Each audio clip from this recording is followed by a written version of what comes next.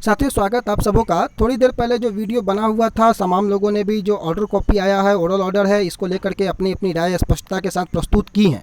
लेकिन मैंने अभी भी उस समय भी जो वीडियो बनाया वकील साहब से बात करने के बाद ही बनाया। आज भी यह वीडियो जो है वकील साहब से बात करने के बाद ही अभी भी मैं यह वीडियो बना रहा हूँ। देखिए, मुख्य रूप से कई लोगों को कन्फ्यूजन है कि इसमें कोर्ट ने कहाँ, जज साहब ने कहाँ स्पष्टता के साथ सीटों को इंक्रीजमेंट करने की बातें कही हैं। आप नीचे के लाइन में देखेंगे तो आप बिल्कुल यहाँ देखिए कि advocate general states that the process of selection and appointment of teacher is already under way.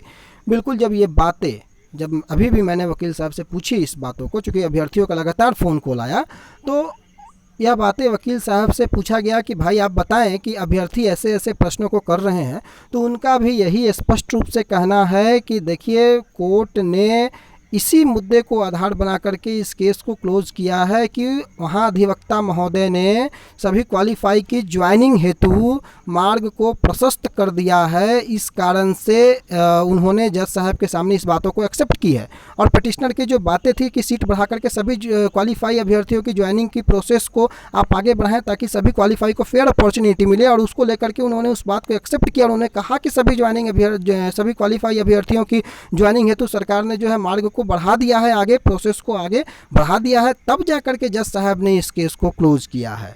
तो जब स्वीकार कर ले कोई पार्टी, सामने वाला पार्टी इस चीज़ को स्वीकार कर लिया तो केस क्लोज हो गया। मैटर यही है। अब यहाँ पर यह कयास लगाए जा रहे हैं कि इसमें सीटों को इंक्रीज़ करने की बातें नहीं कही गई है। मुद्दा यह था कि सभी क्वालिफाई अभ्यर्थी, जितने भी अभ्यर्थी क्वालिफाई हुए हैं STAT 19 में, उनकी ज्वाइनिंग की प्रोसेस को आप सीट बढ़ा करके करें या जैसे करें, उसको आपको प्रोसेस में लाना है। चूँकि आपके पास कई सीटें जो हैं, कई लाख सीटें जो हैं वो खाली हैं। अब महाधिवक्ता ने उस चीज़ों को एक्सेप्ट किया और ज्वाइनिंग प्रोसेस को आगे बढ़ाने की बातें मानी। अब कई लोगों का ये सवाल है कि नहीं, अगर ऐसा नहीं होता है तो क्या होगा। देखिए, जब इन बातों से महाधिवक्ता और सरकार अगर मान लीजिए कि आपके कथनानुसार मुकर जाएगी, तो पहले तो आप नोटिफिकेशन देखिए कि 7th फेज का नोटिफिकेशन में क्या सीट बढ़ती है या नहीं बढ़ती है। और चूंकि इसमें आपको बैकलॉग सीटों के साथ साथ 33,916 सीटों की भी चर्चाएं थीं, तो एटलीस्ट उतनी सीटें तो जुड़नी तय होनी चाहिए। बिल्कुल 200% उसमें कहीं दो राय नहीं होनी चाहिए।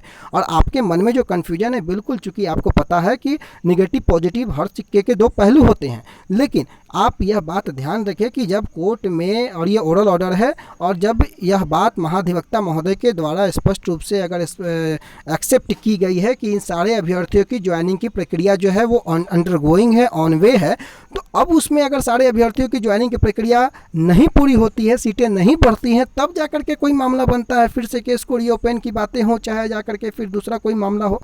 लेकिन जब एक्सेप्ट कर लिया गया है कि हाँ भाई, सारे अभ्यर्थियों को नियुक्ति दिया जाए, प्रोसेस को आगे बढ़ाया जाए ताकि सबको फेयर अपॉर्चुनिटी मिले, और उसको लेकर के जब महाधिवक्ता महोदय की तरफ से इन चीज़ों को एक्सेप्ट करके प्रोसेस को आगे बढ़ाने की बात मान ली गई है, तो कोर्ट कहीं बचता नहीं है फिर कि इस मुद्दे को आगे खींचे। इसलिए ये मैटर क्लोज हुआ है। और अभी भी यह बात वकील साहब से बात करने के बाद मैं आपको बता रहा हूँ, इसलिए परेशान बिल्कुल नहीं होना है। सीटें बढ़ेंगी और आप बिल्कुल निश्चिंत रहें। बाकी जिस भी प्रकार से कोई खबरें अगर आती हैं तो आप तक हम अपडेट करने का प्रयास करेंगे। फिलहाल के लिए इतना ही। धन्यवाद।